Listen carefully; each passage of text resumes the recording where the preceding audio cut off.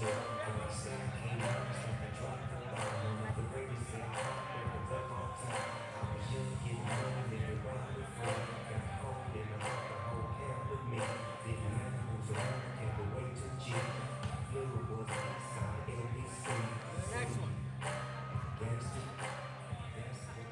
this opponent, fighting out of the red corner, representing Otto's headquarters, Gustavo Batista!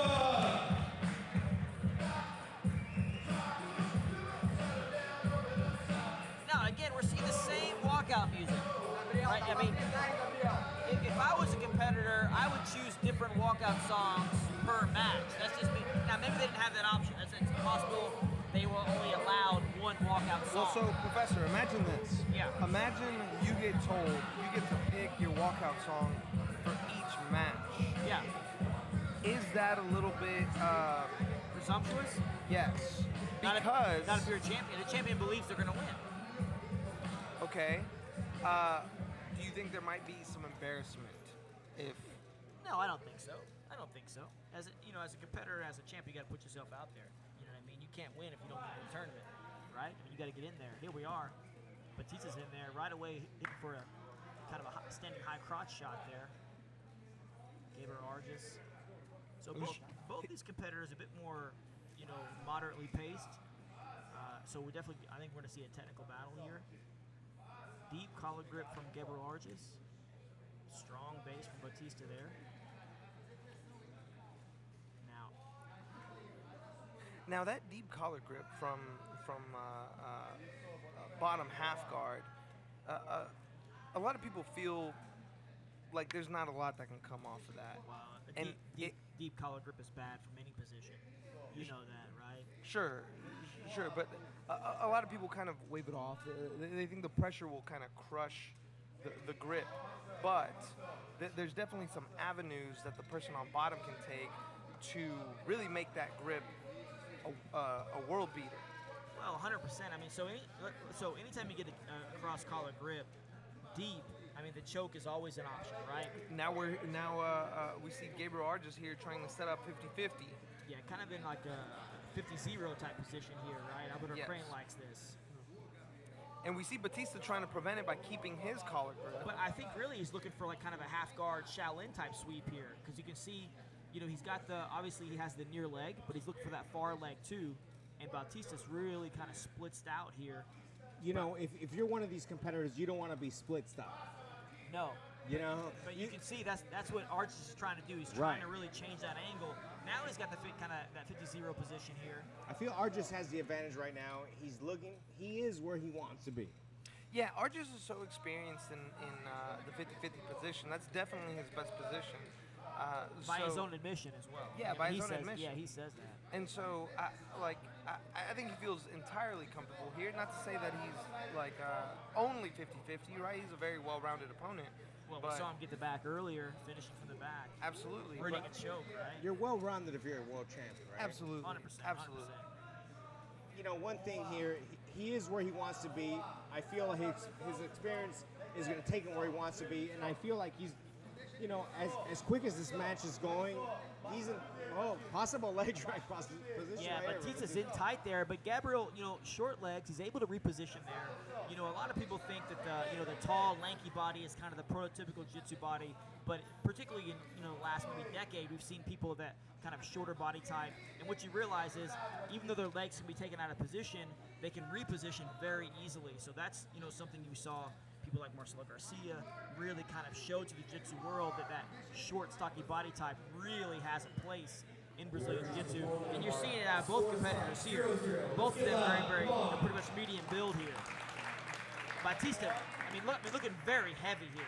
Batista putting this pressure on Arches right exactly. He's looking very heavy. He's very stable, like a little tank on top there. He's got to be very heavy. You can see the difference in styles when he was going against Canuto, though. He wasn't 100%. moving. He's really putting the pressure. He's staying on top. And it looks like Arges is happy to be right here, right? Well, I think, like I said, this match is a bit more moderately paced than some of the others. Both of them, a bit more methodical.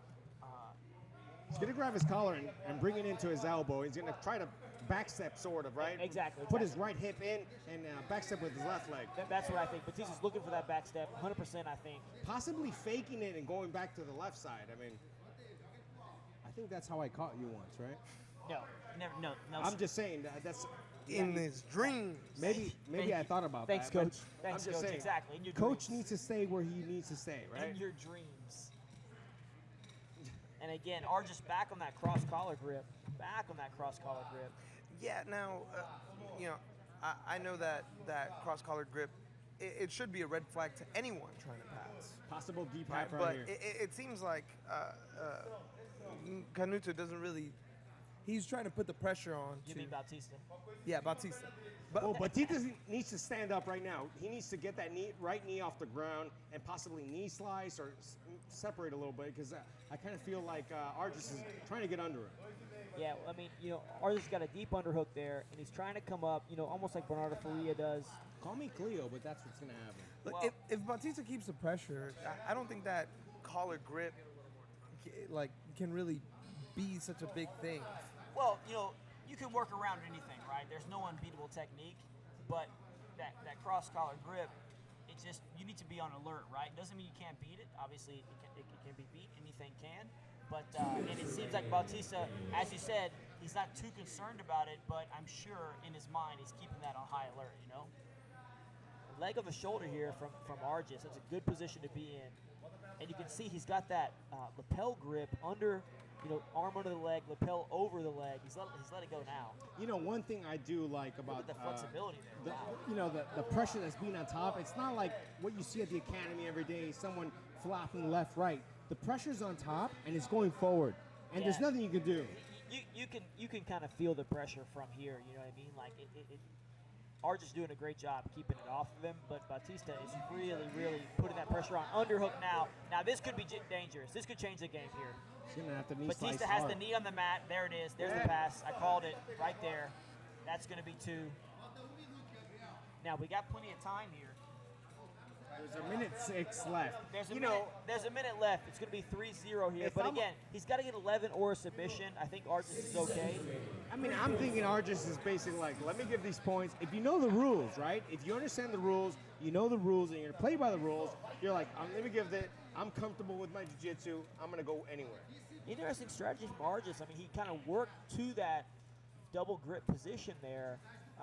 He may swivel right. To Yeah, try I mean, to his take arm's that. a little bit exposed. I mean, he can't keep himself tight there, and I think he's looking at the clock there. I mean, I think he knows the time is running out. He knows that Batista has to get 11 points here, so I think he's just really trying to keep himself safe and hold the position. So if you're Batista and it goes to overtime, would you pick top again?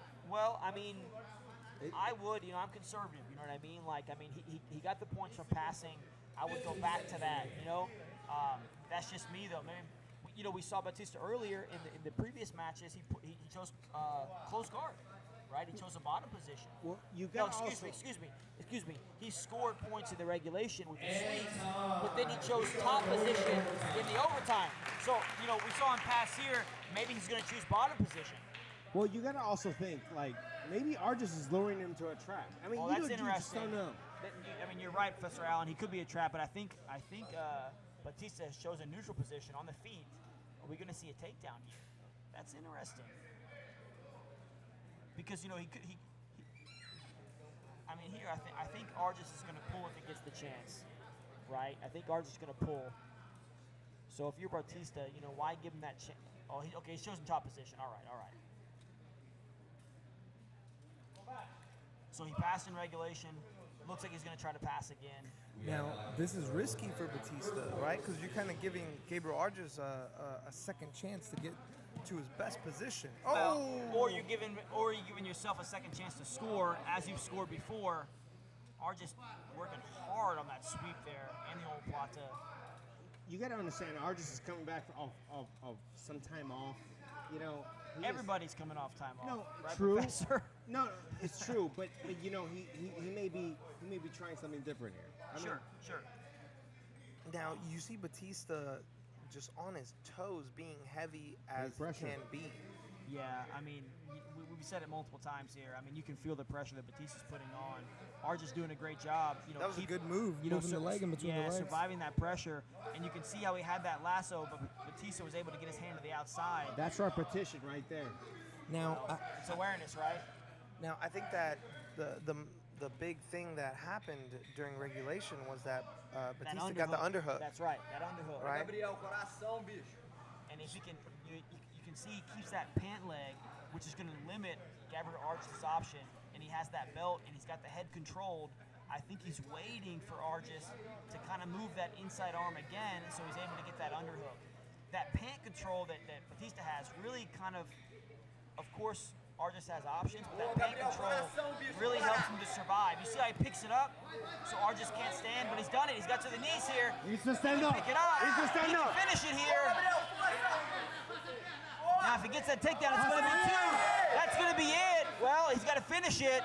He's to drag him back in. Well, that's a shame there. That's a shame.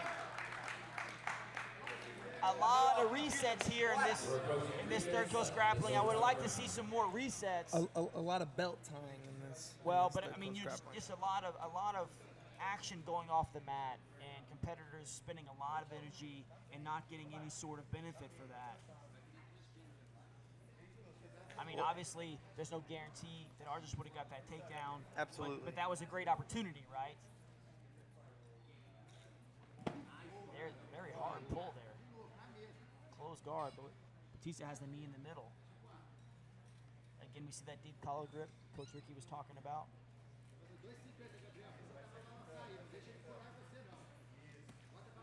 Lasso guard there. Now, It's gonna flip his hip, right? Right hip in, left foot, like a back step sort of. I mean, again, you see how he pulls up on that Yeah. pant leg.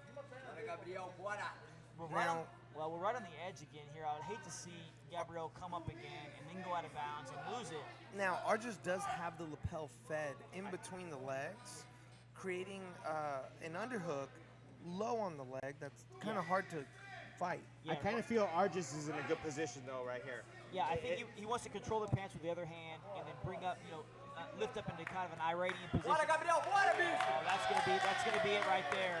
I kind of want to say Bohan. Give a round of applause for these two competitors. What a amazing experience.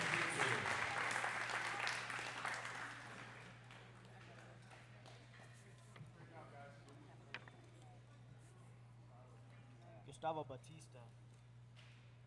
2 great guard passes there. Gabriel Arges, a nice sweep attempt out of bounds. Moving on to the finals for a chance for $10,000. Gustavo Batista!